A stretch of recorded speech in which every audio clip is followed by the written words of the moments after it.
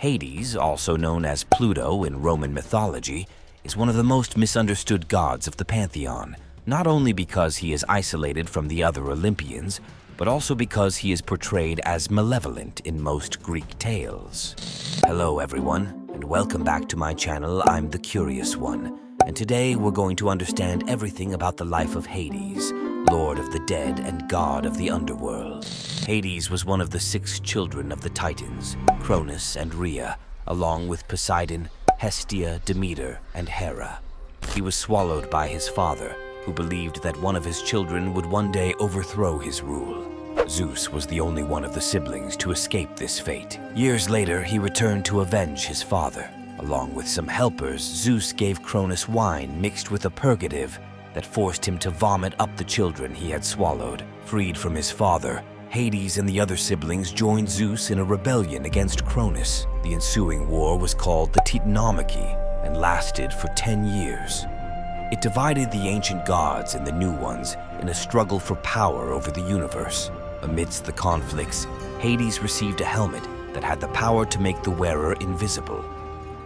After defeating Cronus, Zeus, Hades, and Poseidon turned their minds to ruling the universe they had conquered. They drew lots to determine which god would receive which realm. Zeus was recognized as their ruler and received the sky as his domain. Poseidon claimed the sea and withdrew beneath the waves to build his palace.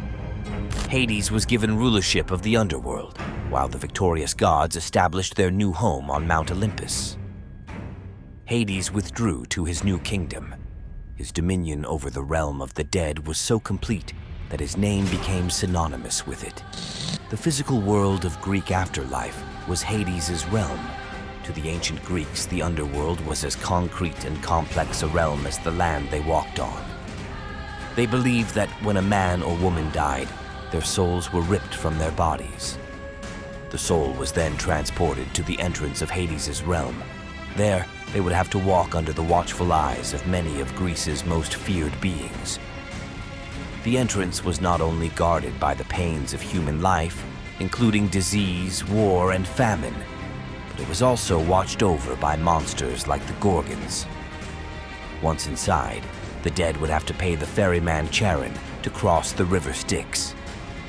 Those who were not buried with a coin to pay his fee risked being stuck on the shores, forever wandering in the limbo on the other side of the river. The great 3-headed dog Cerberus guarded the gates of the underworld. After passing through these gates, the souls of the dead faced their judgment. The dead approached the judges naked, so that there would never be a risk of judging someone based on their wealth or status, rather than their merits. Those deemed wicked or unworthy were banished to Tartarus. This realm lay below the rest of the underworld and was a place of darkness and despair. Hades had little interest in what happened in the world of the living and similarly little concern for the affairs of the other gods. He rarely left his realm, unlike many of the creatures and demigods under his control. Hades was not explicitly evil. His main concern was maintaining balance outside of his spheres of influence. Hades was much like Zeus, his brother. Both were mature and serious gods, primarily concerned with law. He was described as the lands he ruled, as stern and relentless. He was constant and unchanging. While his anger could be aroused primarily by those who tried to steal souls from his realm or deceive him. He was generally a god of balanced temperament. His furies were rare, and he never demonstrated particular joy, sadness, or jealousy. Unlike his siblings, Hades was not known for his love affairs. Perhaps the most popular myth about him is the story of his marriage to Persephone. When Hades decided he wanted to marry, he sought out his brother Zeus for help. As king of the gods, Zeus could arrange the marriage of any eligible god. Zeus offered his niece Persephone, daughter of Demeter, to be the bride of his brother. Most sources state that Persephone was also Zeus's daughter. Hades was pleased with the arrangement, but knew that Persephone herself would object. The god of the underworld would hardly be the first choice of husband for a beautiful maiden associated with fertility and life. They knew that Demeter would never consent to her daughter being taken to the underworld. Instead of giving the two goddesses an option, Zeus and Hades planned to abduct, Persephone. Once in Hades' realm, she would have few choices but to marry him. They waited until the goddess was away from her mother, picking flowers in a field. The earth split open, and Hades appeared in a golden chariot to snatch her away. Persephone cried out for her father to help her, but Zeus ignored her pleas. When Demeter realized her daughter was missing, she searched desperately for Persephone. For 9 whole days, she scoured the earth without finding any answers. Finally, Hecate approached her and said she had heard Persephone scream when she was taken, but the goddess did not see the man who took her. They went to Helios, knowing that from his position high in the sky, the sun god could see everything that happened during the day. Despite assurances that Hades was a good match for her daughter, Demeter was not comforted. Instead, she grew angry at Zeus for allowing her daughter to be taken to the land of the dead. The goddess vowed that she would not set foot on Olympus or the earth until she could see her daughter. As the goddess of grains and fertility, this was a terrible threat. When she withdrew from the earth, the plants on which men depended for survival began to die. To prevent humanity from starving to death, Zeus sent Hermes to the underworld with a message for Hades. He was to bring Persephone back to Olympus so her mother could speak with her. Hades had no choice but to obey the king of the gods, but he was also reluctant to send his bride away. There was always the risk that Persephone, still unhappy in her marriage, would refuse to return when the visit ended. Before we continue, I'm going to take advantage of the theme and quickly talk about the game Hades, which is an action RPG roguelike electronic game released in 2018.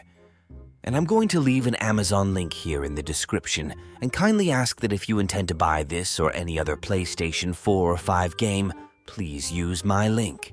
There's no promotion, but you'll be helping our channel a lot. Now back to the video. Hades assured the goddess that he had no intention of treating her as a captive. He intended to be an honorable husband, and through marriage to him, Persephone would gain great power as queen of his realm. As a token of affection, Hades gave his new wife a pomegranate seed to eat on her journey back to Olympus. Some say she willingly ate it, while others claim she was tricked or forced to swallow it. Taken back to the world of the living, she was reunited with her mother. Demeter was overjoyed to have her daughter back almost immediately. The mother, worried, offered the daughter the opportunity to stay forever. Persephone could leave Hades and return to her life with Demeter on the condition that she had not eaten any food from the land of the dead. Persephone was trapped as Hades knew she would be. By eating the pomegranate he had given her, the goddess bound herself forever to the underworld and death. Zeus knew that Demeter would once again allow the grains to die if she lost her daughter to Hades forever. He devised an arrangement that would keep all parties satisfied. Persephone stayed. She would be with her mother for 2/3 of the year. During that time, the plants would grow and the grains would be harvested.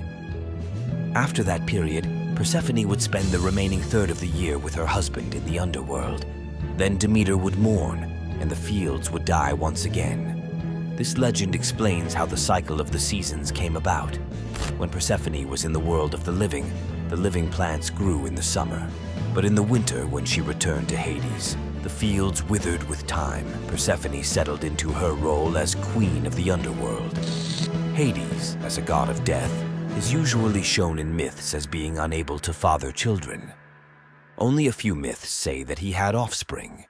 Persephone's children were said to be generally fathered by Zeus, sometimes disguised as Hades, as the wife of the lord of the underworld. Persephone was one of the few beings allowed to freely travel between the lands of the living and the realm of the dead.